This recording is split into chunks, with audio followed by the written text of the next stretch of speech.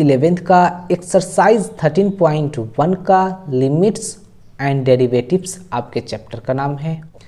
आपके क्वेश्चन में दे रखा है student, limit x tends to 0 cos x divide pi minus x। ये तो सिंपल है स्टूडेंट, ये बहुत इजी है। क्वेश्चन नंबर 16 ये बहुत इजी है आपके लिए, ठीक है, बहुत इजी है। हमें x की जगह 0 पुट कर देना है, आपका आंसर आ जाएगा, ठीक है। तो हम चलिए लिखते हैं लिमिट x टेंड्स टू 0। अब आप ध्यान दीजिए यहाँ पर cos 0 डिवाइड पाई माइनस 0।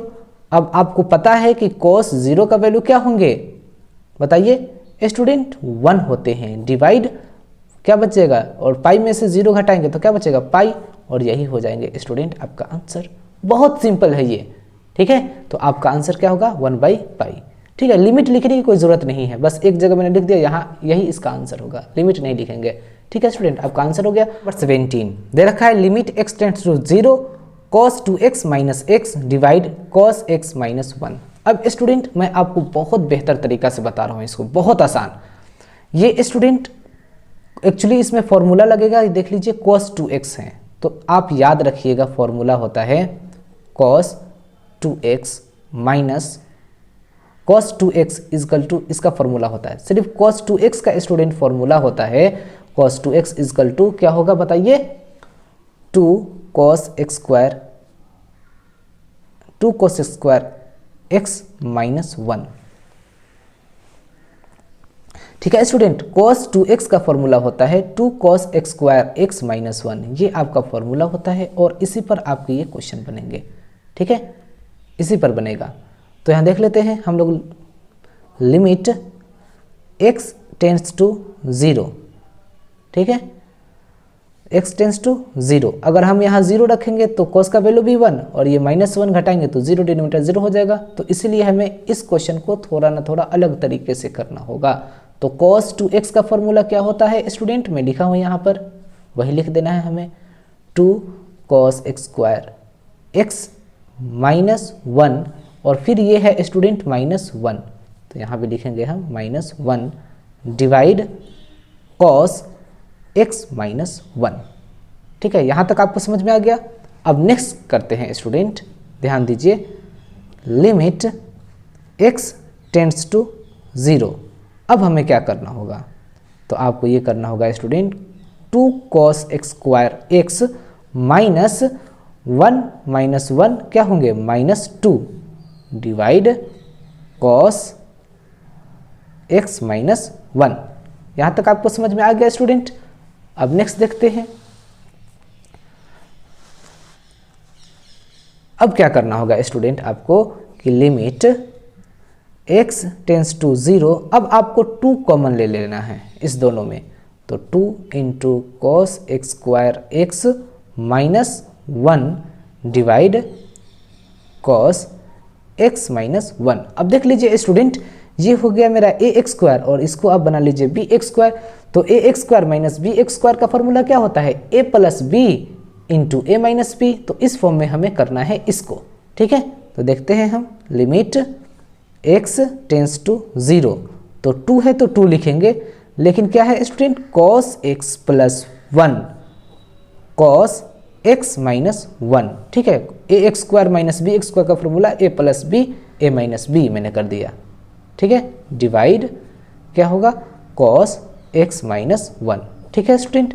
अब आप यहाँ ध्यान दीजिए, cos x माइनस 1 से cos x माइनस 1 कैंसिल हो जाएगा, ठीक है।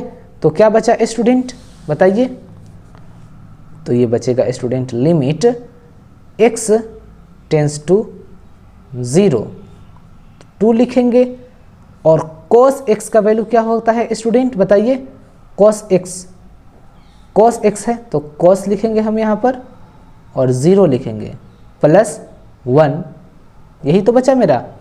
तो अब आप यहाँ पर नेक्स्ट देख लीजिए, 2 है तो 2 लिखेंगे, और cos 0 है, cos 0 का वैल्यू क्या होता है स्टूडेंट, 1 प्लस 1, यानी कि 2 इंटू 2 यानी कि 2 2 4, और यही हो गया स्टूडेंट आपका आंसर, ठीक है स्टूडेंट, समझ में आ गया। लिख लीजिए आप इसको अच्छे तरीके से अपने कॉपी में देख लीजिए। ठीक है, ये फॉर्मूला है, ये मैं थोड़ा दूरी पर कर दिया हूँ, चाह रहा था इसे साइड में लिखने के लिए। ठीक है, ये मुझसे गलती हो गया, लेकिन ये क्वेश्चन बहुत अच्छे तरीके से मैं बनाया हूँ। ठीक है, समझ में आ गया स्टूडेंट। अब नेक्स्ट देखते हैं student question number 18, limit x tends to 0 और ये दे रखा है ax plus x cos x divide b sin x। ठीक है स्टूडेंट, इसे हमें सोल्व करना है। देख लीजिए x का वैल्यू अगर हम 0 यहाँ रखेंगे तो साइन 0 का वैल्यू क्या होते हैं 1 और ये b आ जाएगा स्टूडेंट। तो इसमें तो सही है स्टूडेंट। ठीक है, लेकिन हमें यहाँ पर cos 0 का वैल्यू क्या होते हैं स्टूडेंट 0 हो जाएंगे, तो ये थोड़ा अच्छा नहीं होगा। ठीक है, तो हम लोग इसको सोल्व करते हैं। ठीक है, आप यहाँ पर ध्यान दीजिए। तो स्टूडेंट इसको हमें क्या करना है स्टूडेंट इस क्वेश्चन में, तो क्वेश्चन नंबर 18 में स्टूडेंट हम लोग क्या करेंगे, हम लोगों को x कॉमन लेना है। ठीक है, तो चलिए कॉमन लेते हैं x। तो लिमिट x टेंड्स टू 0, तो x आप कॉमन लीजिएगा तो क्या बचेगा a प्लस क्या बचेगा स्टूडेंट, x तो कॉमन ले लिए तो क्या बचा cos x divide b sin x। ठीक है, अब आप यहाँ पर ध्यान दीजिए, अब हमें क्या करना होगा, अब इसमें स्टूडेंट एक फॉर्मूला लगाना होगा, वही जो आप लगा चुके हैं, लिमिट x टेंड्स टू 0 तो क्या होते हैं sine x divide x equal to 1। इस फॉर्मूले को हमें यूज़ करना है इस डिनोमिनेटर में। ठीक है, तो यहाँ लिखेंगे हम लिमिट x टेंड्स टू 0, तो अब देख लीजिए ये x है तो हम x लिखेंगे इंटू देंगे, ये a लिखेंगे plus cos x divide b है तो b लिखेंगे, लेकिन sin x को हमें क्या करना होगा, हमें लिखना होगा इस फॉर्म में। तो लिखेंगे हम sin x divide x into, जब यहाँ स्टूडेंट हम x लिखे हैं तो हमें यहाँ भी x लिखना होगा, क्योंकि इस अगर x को x काटेंगे तो हमें क्वेश्चन पर कोई इफेक्ट नहीं पड़ेगा। ठीक है स्टूडेंट, ये समझ में आ गया। अब आप यहाँ ध्यान दीजिए, इस x से इस x को हमने काट दिया।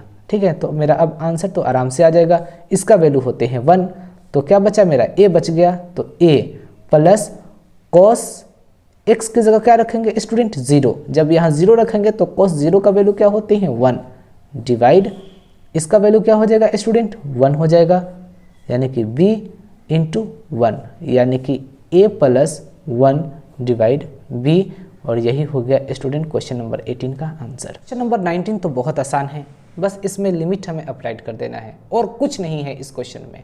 ठीक है, लिमिट लिखेंगे हम यहाँ पर, बहुत आसान है ये, देख लीजिए लिमिट x टेंड्स टू 0, तो आपको x की जगह क्या लिखना है 0 लिखना है, इंटू देंगे और sec x यानी कि sec 0।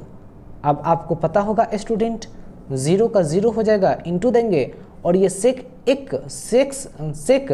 0 का वैल्यू क्या होते हैं स्टूडेंट, sec 0 का वैल्यू होते हैं स्टूडेंट 1। ठीक है, अब आपको पता है हम 0 को 1 से मल्टीप्लाई करेंगे तो वैल्यू क्या होंगे हमारे, 0 को 1 से मल्टीप्लाई करेंगे तो मेरा वैल्यू होगा 0, आंसर क्या आएगा 0।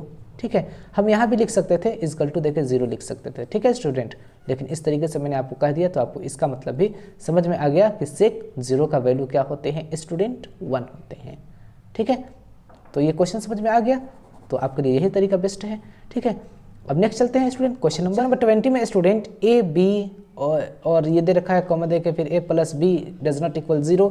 तो स्टूडेंट मैं आपसे कहना चाहूँगा कि आप इसका मतलब कुछ नहीं होता। ठीक है, इसका मतलब स्टूडेंट कुछ नहीं होता है। ठीक है, तो इसका मतलब स्टूडेंट कुछ नहीं है। ठीक है, ये मैं इसको अलग से बॉक्स करके रख दिया हूँ। तो अब हमें क्या करना होगा स्टूडेंट, सबसे पहले फर्स्ट ऑफ ऑल में हमें क्या करना होगा, आप यहाँ ध्यान दीजिए। इस क्वेश्चन में स्टूडेंट हम लोग वही फॉर्मूला यूज़ करेंगे जो हम लोग करते आ रहे हैं। ठीक है, तो चलिए हम लोग क्वेश्चन नंबर 20 करते हैं। बहुत आसान है ये, इसका मतलब कुछ नहीं होता है स्टूडेंट। आप यहाँ ध्यान दीजिए कैसे इसको हम करेंगे, लिखेंगे हम लिमिट x टेंड्स टू 0 और ये साइन ax है तो हम लिखेंगे साइन ax डिवाइड ax। ठीक है, समझ में आ गया, साइन ax डिवाइड ax। जब यहाँ स्टूडेंट हम ax लिखे हैं तो हमें यहाँ भी ax लिखना होगा, मैंने आपको बताया था इसका वैल्यू 1 होते हैं, प्लस क्या है स्टूडेंट bx है तो bx डिवाइड लिखे देंगे, फिर हम ax है तो अब हम ax लिखेंगे प्लस देंगे और साइन बी एक्स है स्टूडेंट, तो sine b x divide b x into b x लिखेंगे। यहाँ तक आपको समझ में आ गया। अब हमें स्टूडेंट क्या करना है कि अब हमें x को कॉमन लेना है, ठीक है, लिमिट x टेंड्स टू 0। तो अब हमें x को कॉमन लेना है स्टूडेंट, तो चलिए लेते हैं। जब x कॉमन लेंगे स्टूडेंट तो मेरा एंगल में कोई नहीं, कॉमन हम इसमें और इसमें लेंगे, इसमें एंगल वो एंगल में नहीं होते हैं कॉमन, ठीक है स्टूडेंट। तो जब x मैंने कॉमन ले लिया तो क्या बचा स्टूडेंट, बताइए। तो मेरे बचेंगे स्टूडेंट साइन, ठीक है, ए एक्स डिवाइड ए एक्स, ठीक है। फिर क्या होगा, इनटू में लिखेंगे अब हम ए एक्स, इसको हम बॉक्स में कर देते हैं, ठीक है, समझ में आ गया। और फिर क्या बच गया मेरा स्टूडेंट, ए बच गया प्लस बी, क्योंकि ये जो एक्स हैं हम तो कॉमन ही ले लिए, ठीक है। डिवाइड देंगे फिर अब हम इसमें भी क्या करेंगे, एक्स कॉमन ले लेंगे। जब एक्स कॉमन लेंगे स्टूडेंट तो क्या बचेगा मेरा, बताइए। मेरा बचेगा स्टूडेंट क्या, तो ए बचेगा प्लस, और इसमें तो कोई फ़र्क होगा ही नहीं, सिर्फ लिखेंगे हम sine b x divide b x, ये ब्रैकेट में लिख देंगे और ये इनटू में लिखेंगे क्या स्टूडेंट, बी लिखेंगे, सिर्फ बी, ठीक है, क्योंकि हम एक्स तो कॉमन ले लिए हैं, ठीक है। यहाँ तक स्टूडेंट आपको समझ में आ गया। अब आप यहाँ ध्यान दीजिए स्टूडेंट, अब हमें क्या करना होगा, ये समझ में आ गया बिल्कुल आपको। तो अब हमें क्या करना है, तो ये x से और ये x कट जाएगा। अब यहाँ आप ध्यान दीजिए नेक्स्ट, तो अब देख लीजिए स्टूडेंट इसका वैल्यू क्या होते हैं, इसके वैल्यूज होंगे 1 इंटू ए प्लस बी, तो ए प्लस बी डिवाइड इसके वैल्यूज क्या होंगे 1, तो ए प्लस 1 इंटू बी, यही तो होंगे, यानी कि डिवाइड देंगे ए प्लस बी को 1 से, तो ए प्लस बी होगा डिवाइड ए प्लस बी 1 बी, यानी कि ऊपर नीचे काटेंगे तो क्या आएगा 1, और यही हो गया स्टूडेंट